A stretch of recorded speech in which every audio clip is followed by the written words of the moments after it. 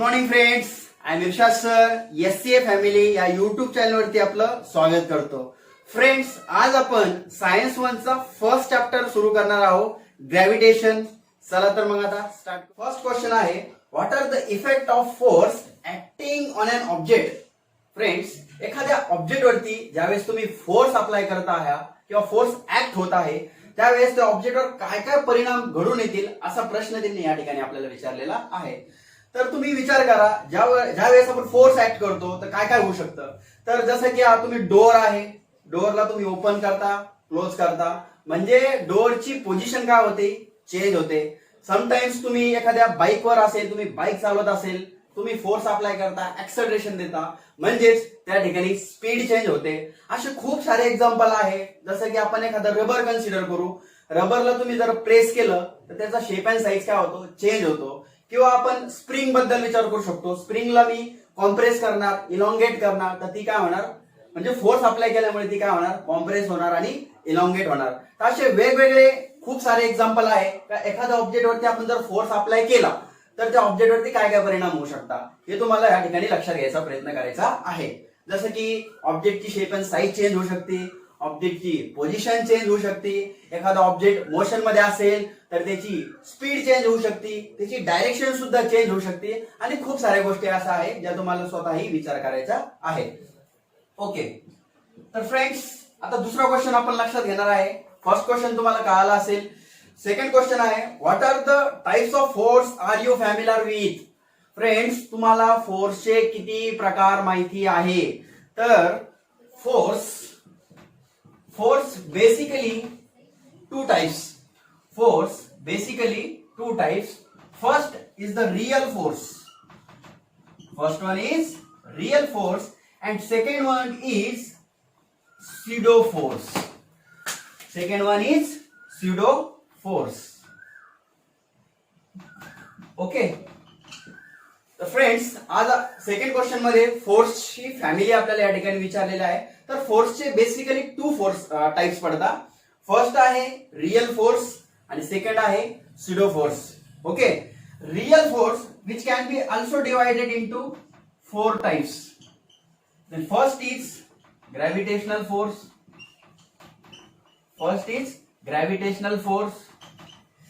Second one is electromagnetic force.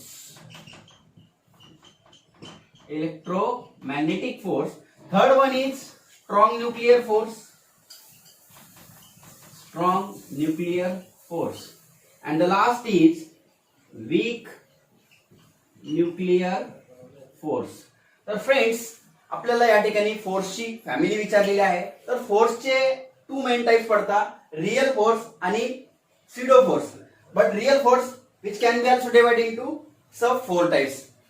तर यामध्ये तुम्हाला आणखी डिटेल आपण स्टडी घेणार आहे पुढे. पण सध्या तुम्हाला फक्त प्रश्न काय विचारला होता का फोर्सचे टाइप्स काय काय आहे. तर मग फोर्सचे दोन प्रकार आहे, रियल फोर्स आणि pseudo force. आणि रियल फोर्सचे परत चार प्रकार कुठले आहेत जे इथे मी लिहिलेले आहे. तर बाळांनो, ग्रॅव्हिटेशनल फोर्स म्हणजे हा आपला फर्स्ट चॅप्टरशी रिलेटेड असणारा फोर्स आहे. ठीक आहे. थर्ड क्वेश्चन असा आहे, what do you know about the gravitational force. तुम्हाला ग्रॅव्हिटेशनल फोर्स बद्दल काय माहिती आहे. तर बघा, आपल्याला ह्या चॅप्टर मध्ये आता पूर्ण ते स्टडी करायचं आहे, gravitation and gravitation. But I hope first two question तुम्हाला क्लिअर झाले असेल का एखाद्या ऑब्जेक्ट वरती फोर्स ऍक्ट झाल्यावरती काय होतं आणि फोर्सची फॅमिली, असे दोन क्वेश्चन तुम्हाला इथं समजले असतील. Okay, so we have seen in the previous standard that gravitational force is the universal force and it acts not only between the two objects on the earth but also between any two objects in the universe. Let us now learn about this force was discovered. Okay, previous standard मध्ये तुम्हाला सांगितलं होतं gravitational force हा universal force आहे. तर friends, first of all, why gravitational force it is called as universal force. तर friends, gravitational फोर्सचं तात्पर्य असं आहे, आपल्या युनिव्हर्स मधले तुम्ही कुठलेही दोन ऑब्जेक्ट घ्या, त्याच्यावरती ग्रॅव्हिटेशनल फोर्स काय करत असतो, काम करत असतो. जसं की आता हा कॅप आहे, हा कॅप मी जर खाली सोडला तर हा खाली पडणार आहे. म्हणजे खाली काय आहे, आपली अर्थ आहे आणि ही कॅप सुद्धा एक ऑब्जेक्ट आहे. तर अर्थ एक ऑब्जेक्ट आहे आणि ही कॅप एक ऑब्जेक्ट आहे. दोन ऑब्जेक्ट मध्ये या ठिकाणी काय झालं, अट्रॅक्शन झालं आणि त्यालाच आपण काय म्हणतो, ग्रॅव्हिटेशनल फोर्स. सेम फेनोमेना मी हा मार्कर जर मूनवर जरी घेऊन गेलो तर मूनवर जरी मी सोडला तर तो खाली जाणार आहे, म्हणजे तिथं सुद्धा तुम्हाला ग्रॅव्हिटेशनल फोर्स भेटणार आहे. तर फ्रेंड्स, सांगायचं तात्पर्य असं आहे, कुठलेही दोन ऑब्जेक्ट असेल आणि ते पूर्ण युनिव्हर्स मधले कुठलेही दोन ऑब्जेक्ट तुम्ही कन्सिडर करा, फक्त कंडिशन अशी आहे त्या ऑब्जेक्टला स्वतःचं एक मास पाहिजे. जर दोन ऑब्जेक्ट असे असतील तर ते कुठेही तुम्ही जर कन्सिडर केले तर ते एकमेकांवरती काय ऍक्ट करू शकता, ग्रॅव्हिटेशनल फोर्स त्या ठिकाणी ऍक्ट करू शकता. म्हणून ग्रॅव्हिटेशनल फोर्सला आपण युनिव्हर्सल फोर्स असे म्हणू शकतो. पुढे त्यांनी दिलेलं आहे का ते अर्थवरच ऍक्ट होत नाही तर दुसऱ्याही ठिकाणी ऍक्ट होता. बरोबर आहे, तुम्ही कुठल्याही प्लॅनेटवरती जा, तिथं दोन ऑब्जेक्ट जर असतील तर त्या दोघांमध्ये ग्रॅव्हिटेशन घडू शकतं, म्हणून आपण त्याला युनिव्हर्सल फोर्स असे म्हणतो. तर हे थोडंफार इंट्रोडक्शन आहे, आणखी आपण याच्याबद्दल थोडंसं जाणून घेऊ. तर what is mean by gravitation? As we have learned, the phenomena of gravitation was discovered by Sir Isaac Newton. तर फ्रेंड्स, तुम्ही ग्रॅव्हिटेशन स्टडी करत आहे तर सगळ्यात फर्स्ट तुम्हाला हे लक्षात घ्यावं लागेल का ग्रॅव्हिटेशन हे कोणी डिस्कव्हर केलेलं आहे, ग्रॅव्हिटेशनल फोर्स बद्दल आपल्याला कोणी इन्फॉर्मेशन दिलेली आहे. तर friends, sir Isaac Newton. Sir Isaac Newton was discovered by gravitation. Okay, gravitation कोणी डिस्कव्हर केलेलं आहे? Sir Isaac Newton. काय त्यांनी सांगितलंय आपण आता हे लक्षात घेऊ. As the story goes, he discovered that force by seeing an apple fall from the tree on the ground. तर फ्रेंड्स, तुम्ही स्टोरी ऐकली असेल, ऍपलचं झाड वगैरे होतं, त्याच्यावरून ऍपल खाली पडला. तिथे न्यूटन साहेब खाली बसलेले होते आणि त्यांनी विचार केला हा ऍपल खालीच का बरं पडला, असं त्यांनी हा विचार केला. तर फ्रेंड्स, ही एक जनरल स्टोरी बनवलेली आहे तुम्हाला समजण्यासाठी. तुम्हाला फक्त एवढंच लक्षात घ्यायचं आहे का कुठलाही जो ऑब्जेक्ट आहे तो खालीच का बरं जातो, आणि असा प्रश्न न्यूटन यांनाही पडला होता.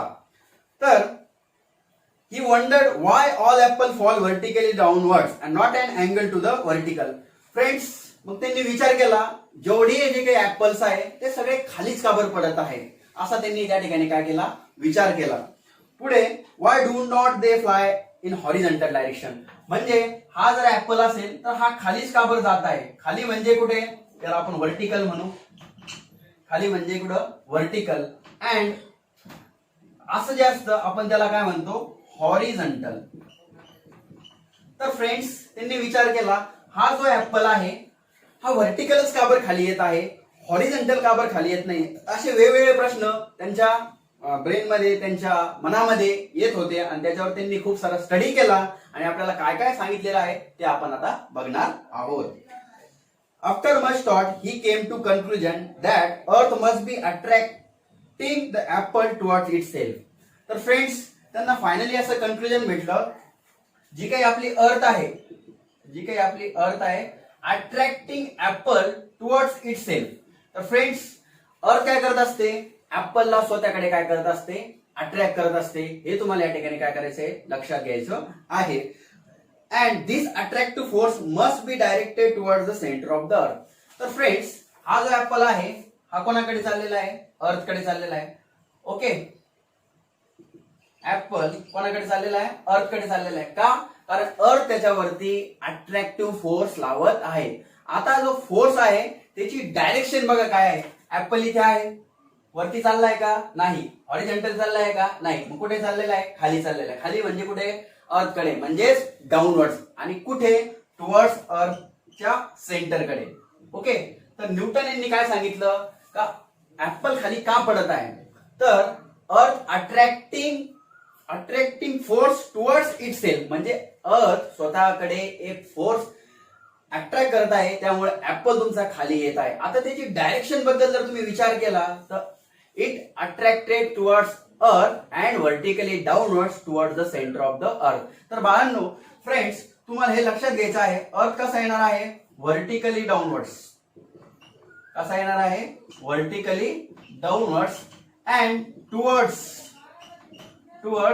Centre of earth.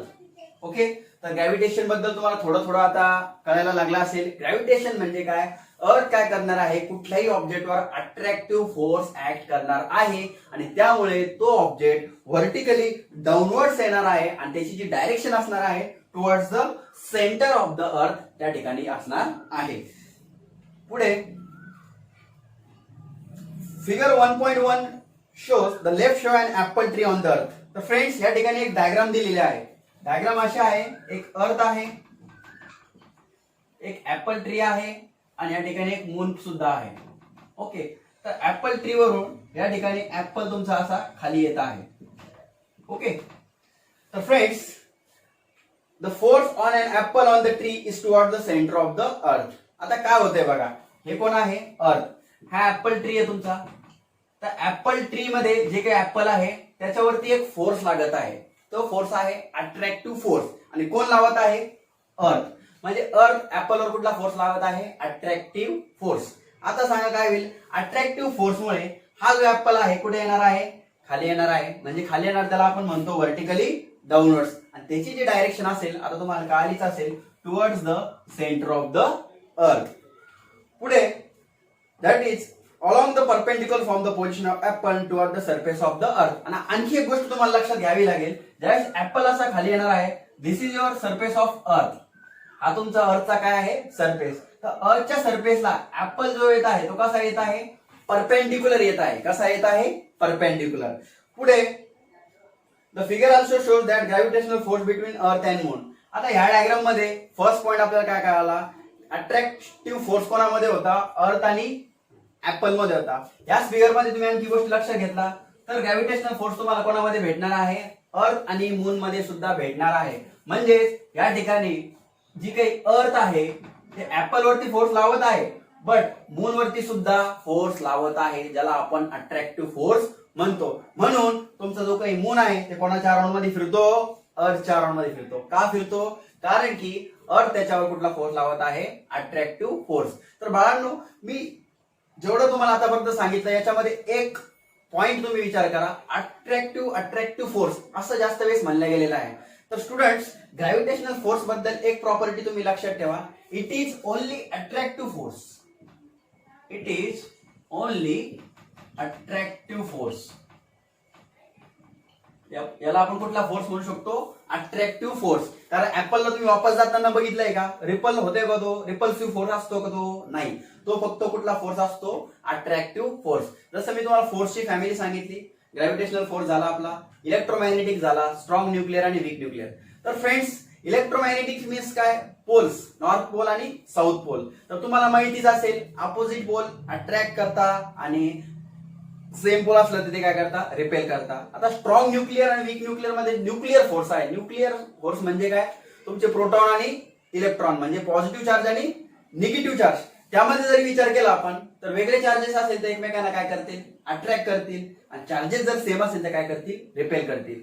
तर फोर्सची जी फॅमिली बघितली तर ग्रॅव्हिटेशनल फोर्स सोडून बाकीचे जे काही तीन फोर्सेस आहे ते अट्रॅक्टिव्ह पण असतात आणि रिपल्सिव्ह पण असतात. पण जो ग्रॅव्हिटेशनल फोर्स आहे तो फक्त कसा असतो, it is only attractive force in nature.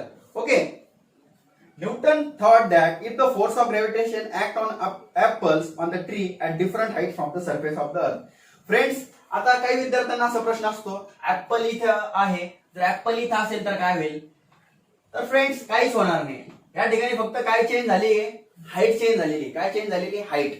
इथं बघा ऍपलचं झाड वेगळ्या हाईटवर आहे, इथलं ऍपलचं झाड वेगळ्या हाईटवर आहे. मून बघा, मून तर खूप दूर आहे. म्हणजे जरी तुमची हाईट चेंज होणार असेल तरी सुद्धा ग्रॅव्हिटेशनल फोर्स त्या ऑब्जेक्ट वरती अर्थ अप्लाय करणार आहे, ज्याला आपण अट्रॅक्टिव्ह फोर्स म्हणतो, किंवा मग आपण त्याला कुठला फोर्स म्हणतो, ग्रॅव्हिटेशनल फोर्स. तर तुम्हाला लक्षात घ्यायचं आहे, किती जरी, जसं तुम्ही 2 तळाच्या बिल्डिंगवर उभा आहे, तुम्ही उडी मारली तर तुम्ही खाली येणार आहे. तर 4 तळाच्या बिल्डिंग वरून मी तुम्ही उडी मारली तर तुम्ही खालीच येणार आहे. 10 तळाच्या बिल्डिंग वरून तुम्ही उडी मारली तरी तुम्ही खालीच येणार आहे. म्हणजे वेगवेगळ्या हाईट वरून जरी तुम्ही उडी मारली तर तुम्ही खाली येणार आहे. याचा अर्थ असा आहे का ग्रॅव्हिटेशनल फोर्स तुम्हाला वेगवेगळ्या हाईटवर ऍक्ट होऊ शकतो, असं लक्षात ठेवायचं आहे. पुढे दिलेलं आहे तेच मग जे मी सांगितलं. मग आता तुम्ही मूनचा विचार करा. असे खूप सारे ऑब्जेक्ट आहे जे अर्थच्या अराउंड मध्ये फिरतात. जसं की सॅटेलाइट बद्दल तुम्ही ऐकलं असेल, सॅटेलाइट पण अर्थच्या अराउंड मध्ये फिरतो. का, कारण की अर्थ त्याच्यावरती कुठला फोर्स लावतो, अट्रॅक्टिव्ह फोर्स लावतो. कुठला फोर्स लावतो, अट्रॅक्टिव्ह फोर्स. तर फ्रेंड्स, हे होतं आपलं इंट्रोडक्शन. इंट्रोडक्शन मध्ये आपण ग्रॅव्हिटेशन बद्दल माहिती घेतलेली आहे, फोर्सची फॅमिली आपण लक्षात घेतली, फोर्स ऍक्ट झाल्यावर काय होतं हे लक्षात घेतलं. आणि थर्ड जो प्रश्न होता आपला तो आता आय होप तुम्हाला क्लिअर झाला असेल का, what do you know about gravitational force. तर ग्रॅव्हिटेशनल फोर्स बद्दल तुम्हाला काय माहित आहे तर तुम्ही खूप सारे आन्सर देऊ शकता. It is only attractive in nature, असं तुम्ही आन्सर देऊ शकता. हा युनिव्हर्सल फोर्स आहे, कुठेही दोन ऑब्जेक्ट मध्ये फोर्स ऍक्ट होऊ शकतो, फक्त त्या ऑब्जेक्टला स्वतःचं काय पाहिजे, मास पाहिजे. ठीक आहे. नेक्स्ट पॉइंट असा आहे फोर्स अँड मोशन. ओके, काय पॉइंट आहे स्टुडंट्स, फोर्स आणि motion. Okay, we have seen that force is necessary to change the speed as well as direction of motion of object. Student, या ठिकाणी एक car आपण consider करू. Okay, ज्याला जी car आवडते ती घेऊ शकता, मर्सिडीज आहे, ऑडी आहे. ठीक आहे. तर स्टुडंट, या कारला जरी मी एक फोर्स अप्लाय केला, या कारला मी काय अप्लाय केला, फोर्स. तर फोर्स अप्लाय केल्यामुळे या ठिकाणी काय होऊ शकतं, पहिले म्हणता येते त्या कारची स्पीड काय होऊ शकते, चेंज होऊ शकते, काय, स्पीड. आणि सेकंड त्यांचं म्हणणं असं आहे स्पीड ऍज वेल एज डायरेक्शन सुद्धा काय होऊ शकते, चेंज होऊ शकते. ओके, हे तर बेसिक पॉइंट आहे का फोर्स आणि मोशन बद्दल काय रिलेशन आहे हे त्यांनी आपल्याला विचारलेलं आहे. तर कार ऑलरेडी मोशन मध्ये होते. ओके, तुम्ही ड्राईव्ह करत आहात, ड्राईव्ह करताना तुम्हाला कुठे टर्न घ्यायचा आहे, म्हणजे तुम्हाला काय चेंज करायची, डायरेक्शन. म्हणजे तुम्ही इकडे जात होते, आता तुम्हाला इकडे जायचं आहे, या डायरेक्शन मध्ये जायचंय तुम्हाला, तर तुम्हाला दिशा बदलायची आहे. तर दिशा बदलण्यासाठी आणखी एक पॉईंट तुम्हाला लक्षात घ्यावा लागेल, आपल्याला स्पीड सुद्धा काय करावी लागते, चेंज. तुम्ही खूप जास्त स्पीड मध्ये कधी टर्न घेतला का, किंवा घेतला असेल तर तुम्ही बघितला असेल त्या ठिकाणी ऍक्सिडेंट होण्याचा काय असतो, चान्स असतो. म्हणजेच तुम्हाला फोर्स अप्लाय केल्यामुळे काय काय होऊ शकतं, स्पीड चेंज होऊ शकते आणि डायरेक्शन पण चेंज होऊ शकते. तर तुम्ही जी काही प्रोसेस करता ती ड्राईव्ह करताना ऍक्च्युअली तिथं तुम्ही काय अप्लाय करत असता, फोर्स अप्लाय करत असता. आणि त्यामुळे जे काही मोशन होत होतं त्या मोशनचं काय होणार आहे, त्याची स्पीड चेंज होणार आहे आणि त्याची डायरेक्शन पण काय होणार आहे, चेंज होणार आहे. तर फ्रेंड्स, आणखी एक प्रश्न या ठिकाणी दिलेला आहे, what are the Newton's law of motion. न्यूटन्सचे 3 लॉज आहे. ओके, न्यूटन्सचे 3 लॉज आहे, ते तुम्हाला मी ओव्हरली सांगून देतो, जे ऍक्च्युअली 9th ला झालेलं आहे. फर्स्ट लॉ असा आहे, every object is at rest until and unless unbalanced force acting on it. Friends, जेवढ्या वस्तू आहे बघा, तुम्ही घरामध्ये असता, खूप साऱ्या वस्तू ठेवलेल्या आहेत. प्रत्येक जो काही वस्तू आहे, ऑब्जेक्ट आहे, तो त्याच्या रेस्ट कंडिशन मध्ये आहे. ओके, प्रत्येक वस्तू कशी आहे, रेस्ट कंडिशन मध्ये आहे. आता तुम्हाला त्या रेस्ट कंडिशन मधली असलेली वस्तू तिची जागा बदलायची आहे किंवा तिला मोशन मध्ये आणायचं आहे, तर तुम्ही काय करशाल, फोर्स ऍक्ट करणार. म्हणजे तो फोर्स असणार, आपण त्याला म्हणतो अनबॅलन्स फोर्स. म्हणजे every object is at rest until and unless unbalance force acting on it. म्हणजे जोपर्यंत एखाद्या ऑब्जेक्ट वरती अनबॅलन्स फोर्स ऍक्ट होत नाही, तोपर्यंत तो ऑब्जेक्ट कुठल्या स्टेट मध्ये असेल, रेस्ट स्टेट मध्ये असेल, म्हणजे थांबलेला असेल. This is the first law of Newton. Second law न्यूटनचा असा आहे, the rate of change of momentum which is directly proportional to applied force. तर फ्रेंड्स, ज्यावेळेस तुम्ही एखाद्या ऑब्जेक्ट वरती फोर्स अप्लाय करता त्यावेळेस ऑब्जेक्टचं मोमेंटम काय होतं, चेंज होतं. आता हे कसं होतं, तर फ्रेंड्स तुम्ही न्यूटनच्या सेकंड लॉचा मॅथमॅटिकल फॉर्म्युला स्टडी केला असेल. फोर्स बरोबर काय असतं, mass into acceleration. But as we know acceleration means what. तर friends, acceleration means change velocity with respect to time. Acceleration means what, change velocity with respect to time. म्हणजे change velocity with respect to time. Okay, so here we can write mv upon t, but mv is equal to p upon t, that is equal to force. So student, what is mean by p? तर p म्हणजे या ठिकाणी momentum असतं, ज्याला आपण linear momentum म्हणतो. त्याचा formula असतो मास इंटू व्हेलॉसिटी. तर मास इंटू व्हेलॉसिटी ठिकाणी आपण काय पुट केलं, मोमेंटम. तर फोर्सचा आपण एक स्टेटमेंट या ठिकाणी बनवू शकतो, rate of change of momentum which is directly proportional to applied force.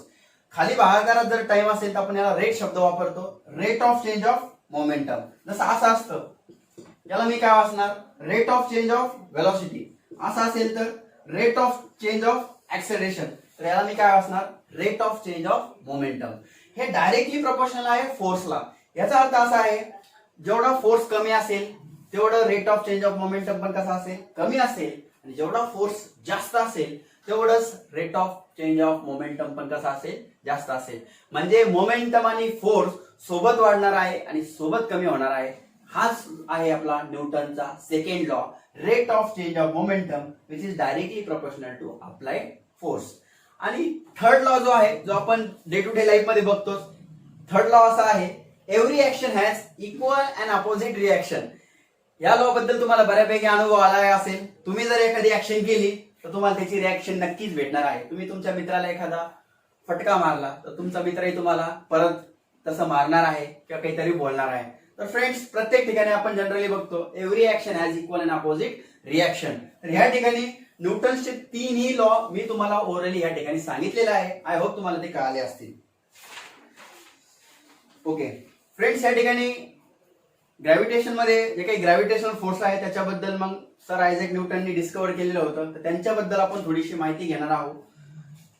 Introduction to scientist मध्ये the great scientist sir Isaac Newton 1642 to 1727. तर त्यांचा जन्म आणि मृत्यू या ठिकाणी दिलेला आहे. 1642 to 1727. Okay. Was one of the greatest scientists in the recent time. He was born in England. Okay, त्यांचा जन्म कुठे झाला? ओके, त्यांचा जन्म कुठे झाला? इंग्लंडमध्ये झाला. He gave his laws of motion. त्यांनी काय काय सांगितलंय बघा आपल्याला. He gave laws of motion, म्हणजे आता जे मी तुम्हाला 3 लॉज सांगितलेले आहे ते आहे आपले laws of motion 3. Okay, next equation of motion. तर फ्रेंड्स, तुम्ही ह्या 3 इक्वेशन बघितल्याच असेल. या ठिकाणी मी लिहित आहे v बरोबर u प्लस at, s बरोबर ut plus half at square, and the third is v square is equal to u square plus 2as. Friends, ह्या इक्वेशनला आपण न्यूटन्स इक्वेशन ऑफ मोशन म्हणतो, जे की 9th ला आपल्याला लॉज ऑफ मोशन मध्ये प्रूफ करून दिलेल्या आहे. पुढे and theory of gravity in his book Principia. त्यांचं एक बुक होतं ज्यांनी ते लिहिलं होतं, बुक ऑफ प्रिन्सिपिया. त्याच्यामध्ये त्यांनी थिअरी ऑफ ग्रॅव्हिटी बद्दल सुद्धा सांगितलेलं आहे, जे की आपण आज स्टडी करत आहोत. Before this book was written, Kepler had given 3 law describing planetary motion. Newton ज्यावेळेस बुक लिहित होते किंवा त्यांनी बुक लिहिलं होतं, त्याच्या अगोदर जे काही केपलर नावाचे सायंटिस्ट होते त्यांनी प्लॅनेटरी मोशन बद्दल काही लॉज आपल्याला सांगितले होते, जे की आपण लवकरच स्टडी करणार आहोत. However, the reason why planets move in the way described by the Kepler's law was not known. Newton, with his theory of gravity, mathematically derived Kepler's law. Okay, तर स्टुडंट्स, केपलर्स यांनी आपल्याला planetary motion बद्दल काही lodge सांगितले होते, but ते असं सांगण्यात असमर्थ राहिले का प्लॅनेट्स का फिरतात. ओके, कुठलाही प्लॅनेटच्या अराउंड मध्ये का फिरतो, जसं की मून रिव्हॉल्व अराउंड अर्थ, अर्थ रिव्हॉल्व अराउंड सन. ते प्लॅनेट एका दुसऱ्याच्या भोवती कसे फिरतात हे केपलर यांनी आपल्याला सांगितलं नव्हतं. याला कंटिन्यू कोणी केलं? न्यूटन यांनी केलं, आणि त्यांनी मग ती थेरी त्या ठिकाणी प्रूफ केली. In addition of this, Newton did ground breaking work in several areas including light, heat, sound and mathematics. Newton यांनी आणखी खूप काही क्षेत्रात काम केलं. लाईट मीन्स लाईट एनर्जी, जे काही सूर्यप्रकाश आहे. त्याच्यानंतर हीट, थर्मल एनर्जी आहे. साऊंड एनर्जी आहे आणि मॅथमॅटिक्स आहे. अशा वेगवेगळ्या ब्रांचेस मध्ये न्यूटन यांचं खूप सारं योगदान त्या ठिकाणी दिलेलं आहे. He invented a new branch of mathematics, this is called as calculus. त्यांनी मॅथमॅटिक्स ब्रांच मध्ये स्टडी करून एक मॅथमॅटिक्सची नवीन शाखा तयार केली आणि त्या शाखेला नाव दिलं कॅल्क्युलस. काय नाव दिलं? Calculus. Okay, this is the had wide ranging application in physics and mathematics. He was the first scientist to construct reflecting telescope. तर फ्रेंड्स, या ठिकाणी खूप सारे पॉइंट्स दिलेले आहे. न्यूटनचा जन्म आणि मृत्यू दिलेला आहे, कुठे त्यांचा जन्म झाला ते दिलेलं आहे. इक्वेशन ऑफ मोशन बद्दल त्यांनी सांगितलं. वेगवेगळ्या प्लॅनेट्स कसे फिरतात, का फिरतात त्याच्याबद्दल त्यांनी सांगितलं. त्यानंतर त्यांनी मॅथमॅटिक्सची एक नवीन ब्रांच तयार केली, ज्याला कॅल्क्युलस नाव दिलं, आणि पहिला रिफ्लेक्टिंग टेलिस्कोप सुद्धा त्यांनीच डिस्कवर केलेला आहे. त्यामुळे न्यूटन्स यांना फादर ऑफ फिजिक्स सुद्धा म्हणलं जातं, कारण फिजिक्स हा असा विषय आहे ज्याला मॅथची गरज असते. तर मॅथमॅटिक्स मध्ये एवढा अभ्यास करून त्यांनी फिजिक्स मध्ये त्याला अप्लाय करून असे वेगवेगळे लॉज त्या ठिकाणी तयार केलेले आहे. There is a no physics without math, आपण असं म्हणू शकतो. तर खूप छान सायंटिस्ट आणि खूप हुशार सायंटिस्ट होते. आय होप आपणही तसाच खूप चांगला अभ्यास करणार आहेत आणि त्यांच्यासारखं बनायचा प्रयत्न करणार आहे. नेक्स्ट पॉइंट सांगायच्या अगोदर एक गोष्ट मी सांगणार, जे जे मी तुम्हाला सांगत आहे ते तुम्ही ऐका आणि व्यवस्थित नोट्स तयार करा, कारण की तुम्ही ज्या नोट्स तयार करणार आहे त्याच नोट्स तुम्हाला सगळ्यात जास्त हेल्पफुल असणार आहे. कुठल्याही गोष्टीचा तुम्हाला पाठांतर रट्टा मारायचा नाहीये. एक सेल्फ अंडरस्टँडिंग आणि स्वतःच्या भाषेमध्ये तुम्हाला कुठल्याही क्वेश्चनचा आन्सर लिहिता आलं पाहिजे. त्यासाठी तुम्ही मी जे काही बोर्डवर लिहिणार आहे ते तुम्ही तुमच्या अंडरस्टँडिंग नुसार त्याच्या नोट्स तुम्ही बनवत चालायच्या आहे. ओके, नेक्स्ट आपला पॉइंट आहे circular motion. Circular motion and centripetal force. Okay, बघूया मग आता. पहिले तर मी रीड करतो. Tie a stone to the one end of the string. Okay students, एक स्ट्रिंग कन्सिडर करा आणि त्याच्या एक एंडला तुम्हाला काय कन्सिडर करायचं आहे? स्टोन. ओके, एक दोरी घ्यायची आहे आणि दोरीच्या एका एंडला आपल्याला काय बांधायचं आहे? Stone. Take the other end in your hand. Okay, no problem. एक एंड आहे जो तुमच्या हातामध्ये तुम्हाला या ठिकाणी पकडायचा आहे. म्हणजे अशी एक दोरी आहे, दोरीच्या एक एंडला स्टोन आहे आणि एक एंड तुमच्या हातामध्ये आहे. Okay, rotate the string so that stone move along the circle as shown in the figure. तर फ्रेंड्स, या ठिकाणी डायग्राम दिलेली आहे. तुम्ही स्ट्रिंगला अशी रोटेट करा का तुमचा जो स्टोन आहे तो कसा फिरला पाहिजे? सर्कलमध्ये. तर बेसिकली तुम्ही असं फिरवणार आहे. अशी ऍक्टिव्हिटी तुम्ही करून बघितली असेल. तुम्हाला असा फिरवायचा आहे, असा रोटेट करायचा आहे स्टोन जो की सर्कलमध्ये फिरला पाहिजे, कारण आपला पॉइंटच काय आहे? Circular motion. आता तुम्ही जो असं फिरवणार आहे म्हणजे तुम्ही एक प्रकारचं त्याच्यावरती काय ऍक्ट करणार आहे? फोर्स ऍक्ट करणार आहे. Are you applying any force on the stone and which direction in this force acting and how will you stop this force from acting and what will be the effect on the stone. तर friends, वेगवेगळे प्रश्न तुम्हाला विचारलेले आहे. तुम्ही ज्यावेळेस ही activity करत आहे तर त्या स्टोन वरती फोर्स ऍक्ट होत आहे का? तो कसा होत आहे? त्याची डायरेक्शन कशी आहे आणि तो स्टॉप कसा होईल? असे वेगवेगळे प्रश्न त्यांनी आपल्याला विचारलेले आहे. As long as holding the string we are pulling stone towards, that is towards the center of the circle and applying force towards it. The students, as long as we are holding the string, आपण स्ट्रिंगला जर खूप टाइमासाठी जर hold केलं तर जो stone circle मध्ये फिरत होता तो पुढे जाण्याचा प्रयत्न करणार आहे त्या सर्कलच्या सेंटरकडे. आता ही ऍक्टिव्हिटी तुम्हाला ज्यावेळेस तुम्ही स्वतः करून बघशाल त्यावेळेस तुम्हाला रिअलाइज होईल. म्हणजे ज्यावेळेस आपण इथं उभा आहोत, ही तुमची स्ट्रिंग आहे, हा एंड तुमच्या हातामध्ये आहे, हा तुमचा स्टोन आहे, तर तुम्ही ज्यावेळेस फोर्स अप्लाय करत होता तो असं सर्कलमध्ये फिरत होता.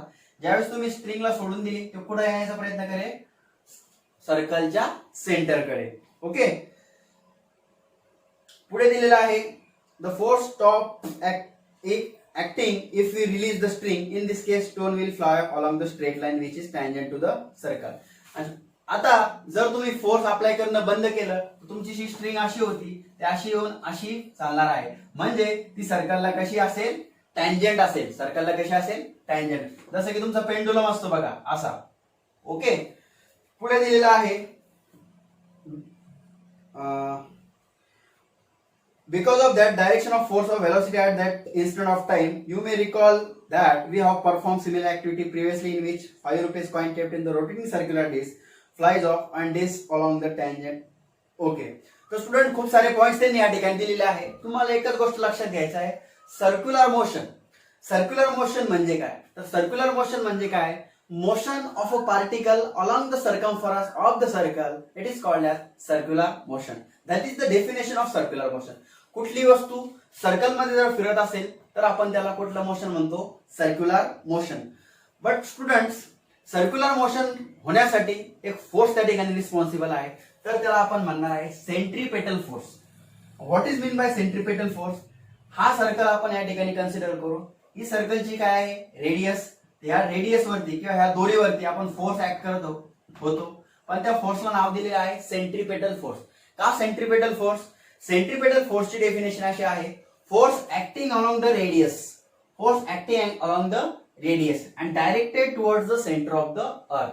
म्हणजे जो फोर्स रेडियस वरती ऍक्ट होणार आहे किंवा रेडियसच्या अलॉंग ऍक्ट होणार आहे, स्ट्रिंगलाच आपण रेडियस कन्सिडर केलेला आहे आणि त्याची डायरेक्शन आहे ती towards the centre of the earth आहे. तर अशा फोर्सला आपण कुठला फोर्स म्हणतो? Centripetal force. तर असं तुम्ही या ठिकाणी म्हणू शकता, centripetal force is necessary for circular motion. म्हणजे जेवढे पण सर्क्युलर मोशन या ठिकाणी घडत आहे त्या ठिकाणी कुठला फोर्स प्रेझेंट आहे? Centripetal force.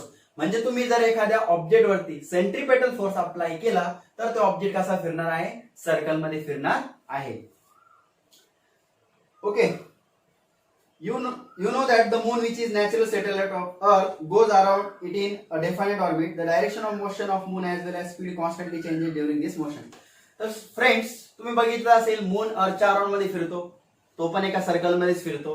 तर याच्यावरून आपल्याला काय लक्षात घ्यायचं आहे का मून वरती सुद्धा कुठला फोर्स ऍक्ट होत आहे? Centripetal force. आणि दुसरी गोष्ट, त्या ठिकाणी प्रत्येक पॉइंटला मूनची जी स्पीड आहे, जसं की हे आपला अर्थ आहे, हा मून आहे, प्रत्येक इन्स्टंटला मूनची जी स्पीड आहे ती कॉन्स्टंटली काय होणार आहे? चेंज होणार आहे. म्हणजेच आपण म्हणू शकतो मूनची डायरेक्शन काय होणार आहे? चेंज.